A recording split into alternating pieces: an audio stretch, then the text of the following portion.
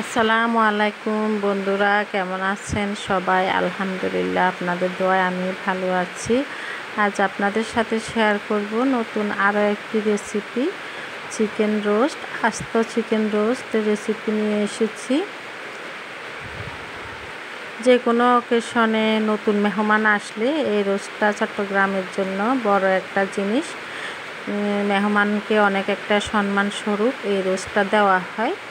নতুন আসে নাই, যে মেহমান আর কখনো আমার বাড়িতে আসে নাই, ওই ধরনের মেহমান আসলে বা কারো নতুন বউ, নতুন জামাই দাওয়াত দিলে তখনই করা লাগে, বেআইন আসলে করা লাগে এই দুরুস্তা। তাই আমার বাসায়ও প্রায় সময় হয়ে থাকে। আমি এর আগে আরও দুটা দিয়েছি রেসিপি। দেখেন কিভাবে ভাজ করেছি, দেখেছেন। এখন আমি মাথাটা আগে মুড়িয়ে দিতাম, এখন সবাই কেটে নিয়ে ফেলে, আমিও কেটে নিয়ে ফেলেছি, ভালো করে ধুয়ে পরিষ্কার করে নিয়েছি।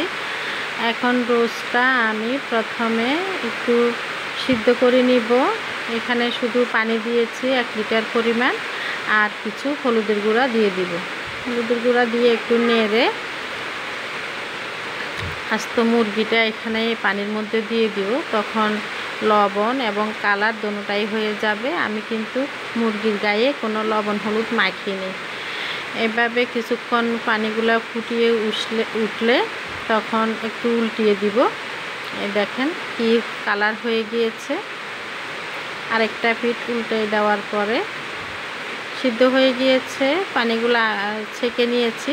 এখন আমি ছুরির সাহায্যে একটু কেটে দিব। আপনি আরেকটু মোটা করে কাটলেও কাটতে পারেন। একটু কেটে দিলে এখানে একটু থান মাংস থাকে, এই মাংসটা ভিতরে কিছু ঢুকবে না বা ভাজলে ভালো করে ভাজি হবে না। সেজন্য এভাবে একটু ছুরি দিয়ে কেটে দিলে খেতেও অনেক ভালো লাগে, রান্নার সব কিছু মুরগির মধ্যে ঢুকবে। এখন আমি ডুবো তেলে দুরুস্টা ভেজে নিব। লোহার কড়াইয়ের মধ্যে তেল দিয়ে, তেল একটু গরম হয়ে আসার পরে মুরগিটা দিয়ে দিয়েছি। দেখেন একটু ভাজার পরে কাটা জায়গাটা কত সুন্দর দেখাচ্ছে। চারপাশে একটু ঘুরিয়ে ঘুরিয়ে উল্টিয়ে দিতে হবে। পারলে একটু চামচ দিয়ে তেল দিলেও ভালো, ভিতরেও ঢুকবে তেলগুলা। দেখেন এভাবে কালার আসলে, খুব বেশি কড়া ভাজবো না এবং অনেক বেশি কালার করব না। একটু ভাপিয়ে নেওয়ার পরে কালার ভাজলে কালারটা এই ধরনের আসে, সুন্দর হয়। আবার কাঁচাও লবণ হলুদ মেখে বা মশলা মেখেও ভেজে নিতে পারেন, তবে আমি সব সময় এই ধরনেরই করে থাকি। দুরুস্টা ভাজা হয়ে গিয়েছে। এখন আমি কিছু পেঁয়াজ বেরেস্তা করে নিব দুরুস রান্না করার জন্য। ডুবো তেলে পেঁয়াজ বেরেস্তা করলে বেরেস্তাগুলো ভালো হয়, তাই আমি এতগুলি তেলের মধ্যে পেঁয়াজ দিয়ে দিয়েছি।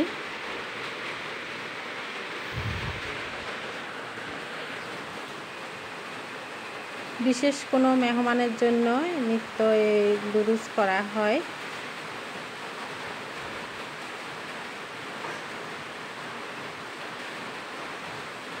হয়ে গিয়েছে পেঁয়াজ বেরেস্তা।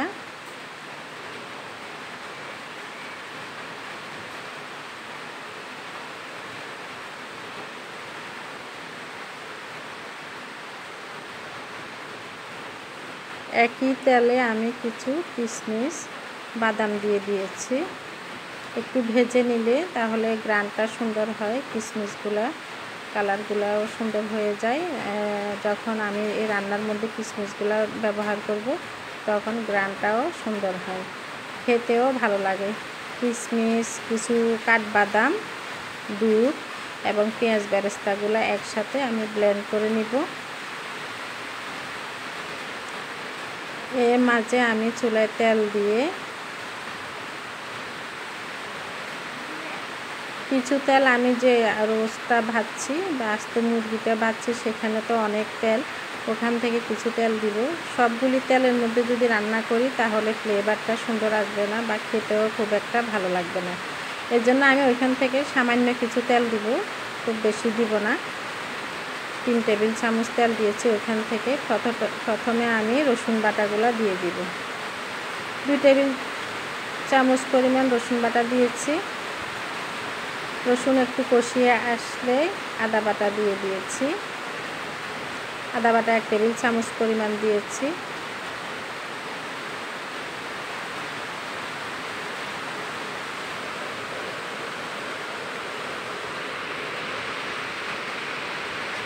আদা রসুন বাটাগুলো কষে আসার পরে এখন আমি পেঁয়াজ ব্লেন্ডার করে নিয়েছি। পেঁয়াজের সাথে একটু টমেটো দিয়ে দিয়েছিলাম।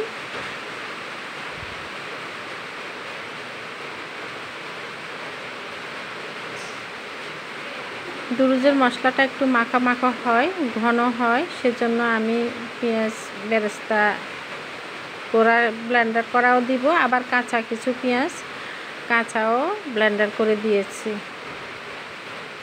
যেন মশলাগুলা রান্নার পরে একটু আঠালো ভাব আসে, খেতেও অনেক ভালো লাগবে। পেঁয়াজগুলো একটু কষা পর্যন্ত অপেক্ষা করব। পেঁয়াজের মধ্যে যে পানি আছে পানিগুলা টেনে আসা পর্যন্ত নাড়বো, মাঝে মধ্যে একটু একটু করে নেড়ে দিব।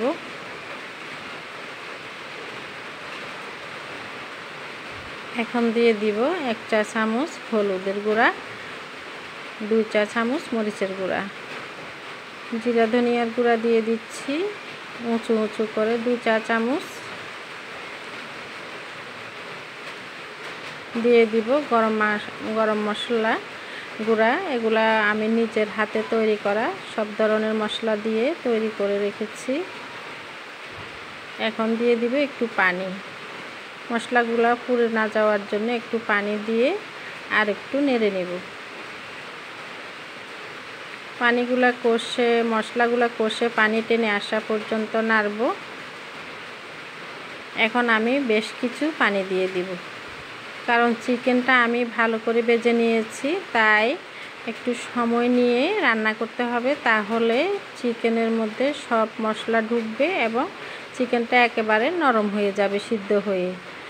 এখন আমি যে পেঁয়াজ বেরেস্তা, কিছু কাঠবাদাম, কিশমিশ দিয়েছি, ব্লেন্ডার করে নিয়েছি, সে মশলাগুলো দিয়ে দিয়েছি। দেখেন এই মশলাগুলো দেওয়ার পরে একেবারে কালার চেঞ্জ হয়ে গিয়েছে। মরিচের গুঁড়া দিয়েছি, এমন বোঝাই যাচ্ছে না। দুধ থাকাতে একটু উতরে উঠতেছে।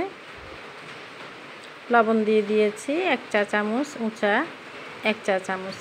মুরগিটা ভাজার সময়ও অনেক লবণ দিয়ে, সিদ্ধ করার সময়ও অনেক লবণ দিয়ে সিদ্ধ করেছি। মাঝে মধ্যে একটু এপাশ ওপাশ উল্টিয়ে দিব, তাহলে মশলাগুলা মুরগির মধ্যে ঢুকবে। চাইলে একটু চামচ দিয়েও এভাবে উঠিয়ে দিতে পারেন মুরগির গায়ে, মশলা একটু একটু উঠিয়ে দিলে মাঝে মধ্যে। এখন আমি চুলার আঁচটা একেবারে কমিয়ে দিব আস্তে আস্তে সিদ্ধ হওয়ার জন্য। দেখেন ঝোলও অনেক কমে আসছে, অনেক ঘনত্ব হয়ে গিয়েছে। এখন আমি আবার উল্টিয়ে দিব। একটু সময় নিয়ে রান্না করতে হবে এই রোস্টটা, তাহলে মুরগির মধ্যে সব ধরনের মশলা ঢুকে একেবারে নরম হয়ে খেতে অনেক ভালো লাগবে। ভিডিওটি সম্পূর্ণ দেখার জন্য ধন্যবাদ। ভিডিওটি ভালো লাগলে লাইক কমেন্ট শেয়ার করবেন, চ্যানেলটি সাবস্ক্রাইব করবেন। আপনার একটা সাবস্ক্রাইব আমাকে অনেক উৎসাহ যোগাবে, অনেক ভালো লাগবে পরবর্তী একটা রেসিপি তৈরি করার জন্য। আল্লাহ হাফেজ, আসসালামু আলাইকুম।